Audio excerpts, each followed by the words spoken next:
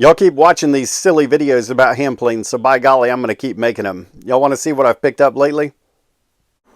This was from our recent trip up to the Northeast, and there was a picker up there that just was not a hand plane guy, but he had a bunch of stuff that he'd picked up cheap, and he passed it along to me for what was a pretty fair price. Just boxes and boxes full of just parts, and more parts.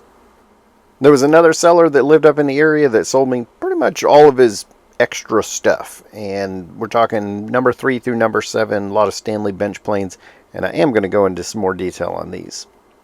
Let's start at the bottom and work our way up. I recently picked up this number 1 that unfortunately has this crack, but what I'm going to do is I'm going to have one of my buddies repair that, and then I'm just going to sell the sole. I do have a couple number 1 frogs available. As you can see, I've got some blades and some chip breakers. And I'm sure you can imagine anything that's associated with the number 1 is just going to be expensive, because the final product is these days selling for what, like $1,200 or so in decent condition or more. But if you happen to need parts for number 1, or if you want to get this sole either repaired or unrepaired, just let me know. I mean, that's going to be kind of a theme throughout the video. And then a repaired tote there as well. So if you need number 1 parts, I got a few. And I've got number 2 parts. For example, this is a pretty decent tote that I got right here. And then plenty of blades, and I have all these plus more. And I picked up this number 2 recently as well. And the reason why I decided to go ahead and part it out is because, unfortunately, the mouth on this thing is far from perfect. I put that straight edge up there so that you can see as a reference there. And people are just not going to pay full price for a complete number 2 when the mouth looks like that. But, having said that, you might have a number 2 that you just need a good user sole for, and that would be a good application for this one. And of course the frog is good as well. So if you need some number 2 parts, you know the deal. Before we go on to the number 3s, let's go ahead and deviate a little bit, because if all we talk about is bench planes, I think y'all are going to get pretty bored pretty quick. This one is a number 18 block plane, and I do have a block plane video that's going to be coming out sometime. I don't know exactly when, but it's something that I've been kind of working on and, of course, been gathering up stuff for. But a number 18, obviously with the knuckle cap, which is pretty comfortable to use. And then this little guy is a speed indicator. At least that's my understanding. Somebody's going to come in the comments and let me know if I'm wrong. But it is an LS Starrett, and it's got the little patent dates on there. So this thing's, what, 120 years old or something like that. So pretty cool little thing there. And, of course, that is for sale. And this one, this is called a Spofford brace. And if you're not familiar with these, it's just a really cool old brace. And everything turns on it the way that it's supposed to. And what I think is probably the coolest thing about it is this thing is patented 1859. So that's a pretty old tool and still functions just like it was when it was brand new.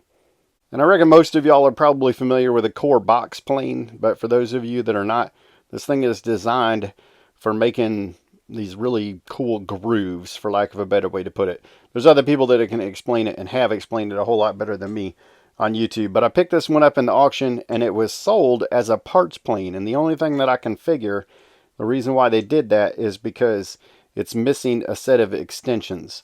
So I got to figure out what I'm going to do with this, but I'm leaning toward probably selling these 2 extensions and then possibly keeping the bottom part. But I'm kind of undecided on that, and I have a feeling that the patrons will probably help me make that decision. Incidentally, the latest trip that we went on was up to New Hampshire. We did Patrick Leach's auction / tool swap just a couple weeks ago, and I brought back a bunch of new inventory, and that's mostly what I'm showcasing in this video.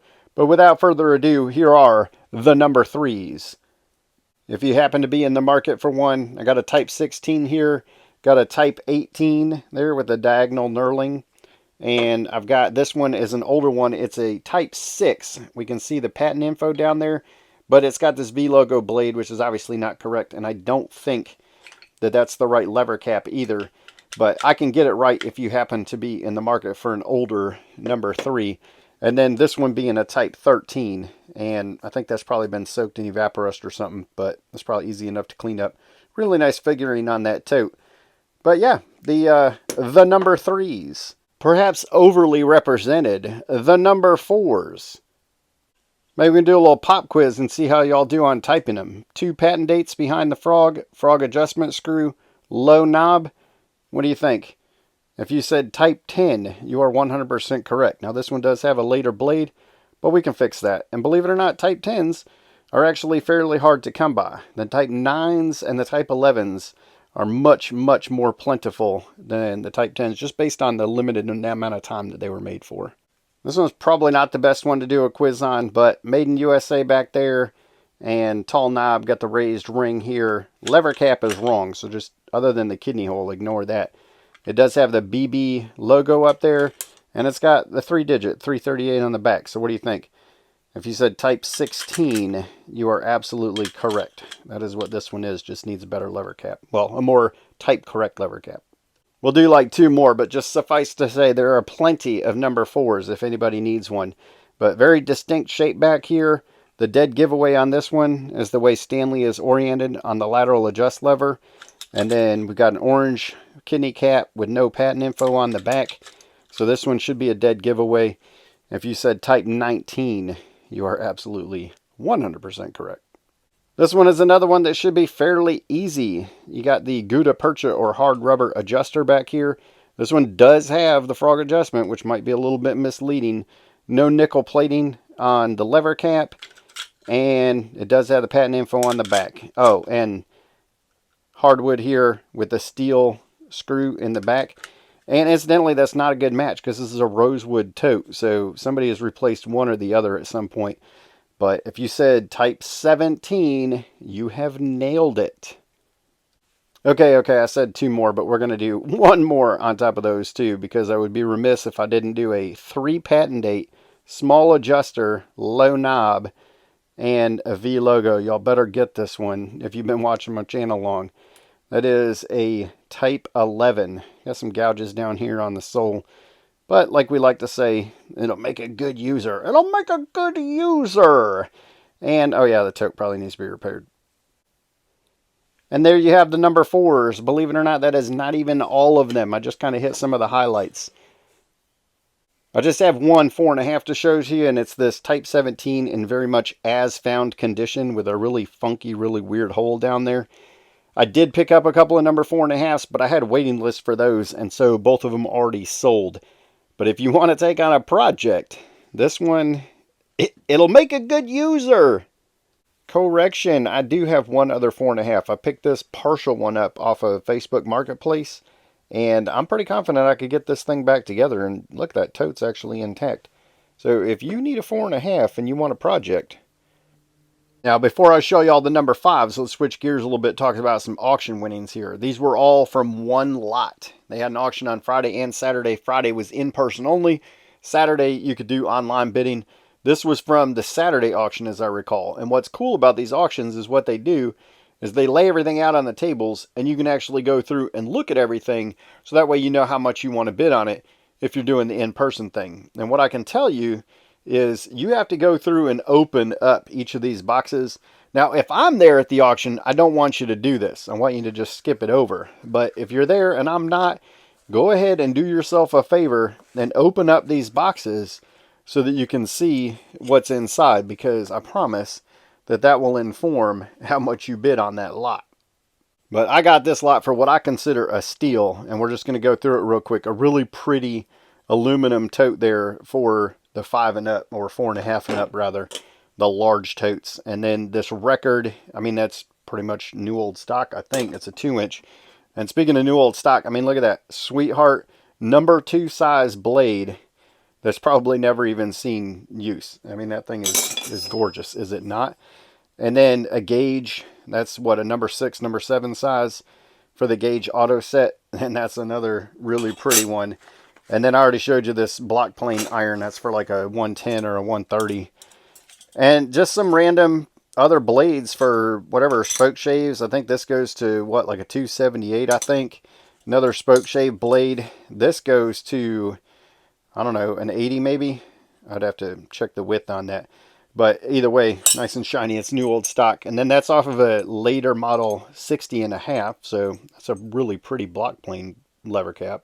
Inside this box, there's still one blade. So that goes off of what, like the 53, 54, I think, something like that. Somebody tell me in the comments which spoke shave that goes to. But either way, another new old stock, that'll do well. I'll just sell the blade with the box if somebody happens to need one of those. Oh yeah, it says it right there, 53 and 54. And then these level glasses. So these are 1.5 inches, and they're all, well, at least most of them are still in there. Some of them still in there, whatever. So if you've got a level and one of your sight glasses is broken, or level glasses, you can buy one of these. Or you could just buy the whole box from me. It don't matter to me if you're into that kind of thing. But little sweetheart there, and just, that's a pretty nice find. Let's take a look at these number 5s, and just like the 4s, I'm not going to be able to show you all of them because that would just not be good YouTube content, but I'm going to show you some of the highlights here. So we've got this Type 9 here, obviously with a broken and just wrong tote altogether, but it's an otherwise beautiful plane. It's got the correct cap, correct iron, everything, all that. It has a nearly perfect mouth. It just says that one little tiny chip. So I think what I'm going to do is I'm going to look for a type correct tote so that I can make that plane correct again. And speaking of correct totes, that is pretty close to the shape. That might be a little bit older, but it's pretty close to the shape that that one wants. And this one, being a type 13, that is not the correct tote. So we got to figure that out. And it also should be a high knob as well. And it's the wrong blade. So this thing is just an all-around, just kind of a Frankenplane, kind of a mess. But we got some pitting up here. And if you look real close, we got a crack right there. So I think it might be time to retire this sole and take these good parts to help make another 5 or another plane complete again, or make it better. This one that's a pretty nice one. That's another Type 19 there. So, and by the way, if you wanted to set yourself up with, say, like a 4 and a 5, or 2, 3, 4 planes and ship them all together to save, we can definitely make that happen. But I like that Type 19 right there. And this one right here, another Type 19. So you already seen that. Let's go ahead and move on. This one right here, it's looking wartime. It's looking like a Type 17, right? Got the steel up here. We talked about that with the 4s. And that's a kind of torn up rubber adjuster there. So we can probably replace that if somebody is looking to add a Type 17 number 5 to their arsenal. So maybe, Frank, if you don't have one of those, a smooth sole. Last and certainly not least, we got another broken tote here. This is a Type 11 with a low knob. We went over that on the other ones. Nice V logo there.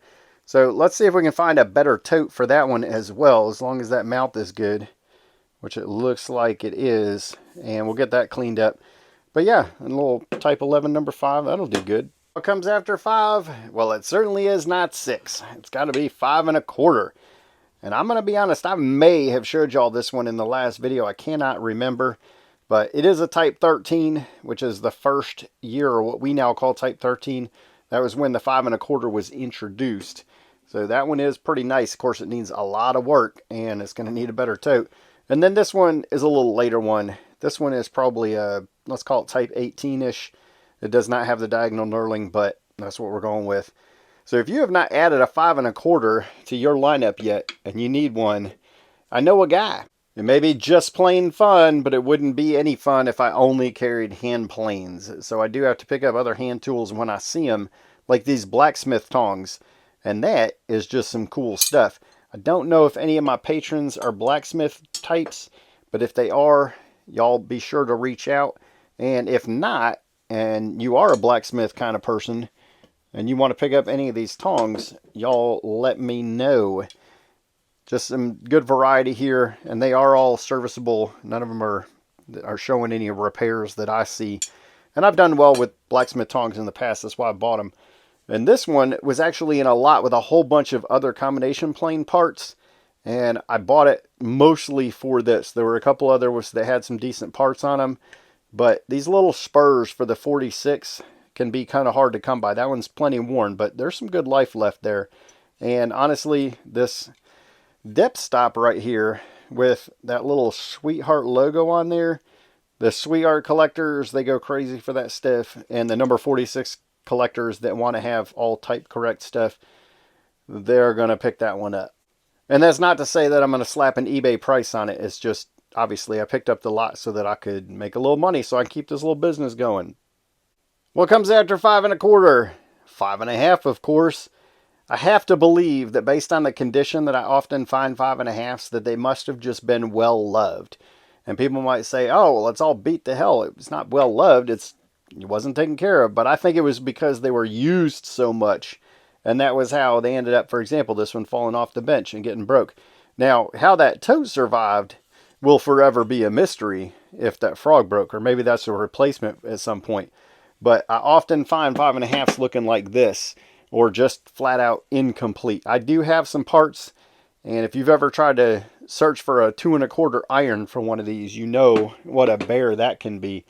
But I do have some lever caps, and I've got the parts that you see here if you happen to need one of those. Finally have a frog, by the way, with no adjustment screw back here. So I know there's at least a couple of people out there looking for those, and unfortunately I did not write it down, so I don't remember who you are. But if you happen to be watching this video, I do have one of those frogs. It's a little hard to come by. I don't have the one from a Type 8 or Type 7 whenever they first came out, but I do have a Type 9. Now here's a Type 11 right here. This one, I'm not sure. Maybe it can be saved. I think somebody probably soaked that, but that one's really not half bad. Of course, it needs some Japanning there. And this one is, of course, the cleanest of them. It's also the latest one. So if you need a 5.5, if you need a user, oh, goodness gracious, never mind. Disregard on that one. Maybe I got another sole that I can replace that, because everything else on there is pretty decent. So let's see if we can get that one back into service. But the main takeaway here is it's mostly a parts thing with these 5.5s. Let's look at some 6s. Everyone's favorite plane to hate. There's a later model. Let's call that one a, I don't know, Type 18 or something. I don't know. And then this one is just, I don't know. This one's a hot mess. Got stickers stuck to the bottom of it. It's pretty nasty. Little Type 9 going on there. It's got a pretty nice looking toad on it. But what a mess. And speaking of messes, here's another one. Have y'all seen that decal sitting that low? I'm used to seeing them up here. So I don't know if maybe it slid down or somebody was drunk the day they put it on at the factory or what. But there's a not often seen S logo on that blade. And this one is a Type 13. So got a little Frankenplane thing going on. Obviously not the right cap. But let's see if we can bring that one back to life. That'll be an off-camera mission. And last and certainly not least, we got a, what, Type 9 there? Yeah, another Type 9. Pretty decent tote other than that nice B that somebody etched in there. You better not be messing with that guy's plane or he's going to come after you. Got a little Q logo there. Decent little low knob. That's probably the best of the 6s right there. And before we move on to the 7s, y'all want to see what's in this box? Here's another pop quiz for y'all. Do y'all know what that's off of? It's off of a number 50. Give yourself a pat on the back if you got that right. Some of these other little tools are and parts were just stuff that were in auction lots that I won. And in order to be able to get everything in the vehicle coming back, I had to do some consolidating. And so this is not what the actual auction lot looked like. It's been combined since then. But, you know, a little number 78 fence, you can certainly never have too many of those. At least if you're me, because I sell these pretty often. And any chance that I get to pick up some of this kind of stuff, and there's a bunch more in that bin that I just showed you, that is a win because I sell quite a bit of that too. But other than that, just some random blades here, some random lever caps, and I always like to get these larger ones because they can be hard to come by sometimes. And if you look real close, you can see those are probably not the same. And that's because one of them goes to a 6.7, 4.5, and the other one goes to an older 5.5, specifically a B casting. And that might even go to one of those 5.5s that I showed you earlier. And speaking of 5.5s, there is a Q logo iron. And it might look good right there, but unfortunately, it ain't pretty. I mean, if somebody wanted to take a run at that, maybe you got a Tormek or something, or you want to see if you can get that pitting out by hand, that is, you are more than welcome to do that. And then some other non-Stanley irons here. I know, well, not that one, but that is what, like a Van Camp, I think is the name of that, or something like that. And then there's a Shelton in there as well. And this was probably one of the big gems that I came across because so often these older, I think it's a 9.5, right? These older soles like this so often are torn up, you know, cracked, whatever, at the mouth. And this one is actually in pretty decent shape. So now I'm torn because this is how I got it. And I'm torn. Should I sell it as is to somebody who needs a good body like this, or should I build it back up with some of the parts that I have on hand and then sell it as a complete tool? That's a tough one. If you follow Just Plain Fun, the parts division on Facebook, then you know that I got to meet Roger Smith. Pause for picture. And while I was up there, he actually gave me this bag. So just having it and him giving it to me does not make me cool, because he gave out a bunch of them to a bunch of different people. But just the fact that I got it from Roger Smith, the author of P. Tampia Volume 1 and 2, that automatically makes this bag cool. And by the way, Volume 3 is coming. I saw a draft of it while we were out there doing the tailgating. And these irons were in a lot of tools that I bought from a gentleman up there, actually in Massachusetts, not in New Hampshire. Met him across the border. Got a little light pitting there, but these are pretty decent irons that I think can be saved. This one's got some pitting too. But all in all, what I'm showing you here, a bunch of irons, a bunch of random parts. Now let's move on and talk about these sevens. I don't think I've had this many sevens just chilling in the shop in a while. Like, not since I bought like a 200 piece collection a while back. This one came just like this. Got a good tote on it, but no upper half. I think I can probably get that back together. So if that mouth is intact, and I can't even tell, I'm just type 9, 10, 11, something. No, it's type 9. So I might see if I can get that one put back together and see if somebody wants to buy a type 9. This has got a broken tote. Worst case, I'll just pull the good tote off of that one. That's another type 9. And this one does have everything. It's got a later blade on it. But one way or another, we're going to get some jointers back in action here. And then this one is actually a type 13 here. And good tote there. Got a good blade, or excuse me, a good lever cap. Oh, and it's got that sweetheart blade. So this one's looking kind of right. But it does have this, let's call it a pock mark or something on the bottom. Obviously not going to affect operation. But some people are going to be like, oh, that's cool, no big deal. I'll just, make sure that that's nice and flat, not going to dig into the wood. And other people turn their nose up at that and say, no, I can't touch that one. But it is going to sell for less than what a really, really nice one would. So if you need a Type 13 jointer to round out your collection, let me know. And this is a later one, perfectly usable, maybe not as collectible as a pre-war. But this is going to make a fine user. Oh, there we go again. It's going to make a fine user. It does have some pretty heavy loss of Japanning up on the front. What even causes something like that? For the back of it to be so good, but the front of it to look like that. I wonder if something got spilled on it or something. That's crazy. But it does have. That is a beautiful mouth on that thing. What comes after 7? Well, 66 beading planes, of course. Just kidding. Unless you're in Lee Nielsen world where a 7.5 comes after 7, you're looking at number 8s. Now, while I get these out, I will tell you about the lone number 8 that I did pick up. And it was a parts plane, but I had a waiting list for the frog off of it and the lever cap, so it already sold. So it's not really worth showing you much of what's left, because there ain't much left of it. But number 66 beater planes here, or excuse me, beading tools. I got all of these in one lot in the auction, which I was pretty stoked about. Unfortunately, they do all have the straight fences. They don't have any of the curved fences, which is kind of unfortunate. A couple of these did have blades with them, but down in the bottom of the box was this little package right here. And these are not all Lee Nielsen blades. I'm sure some of them are actually Stanley's. Because some of these just, they look authentic Stanleys, and then other ones, of course, are shinier, or at least at one time were shinier. And we can presume that those were Lee Nielsen's, but some of these, it's a hodgepodge.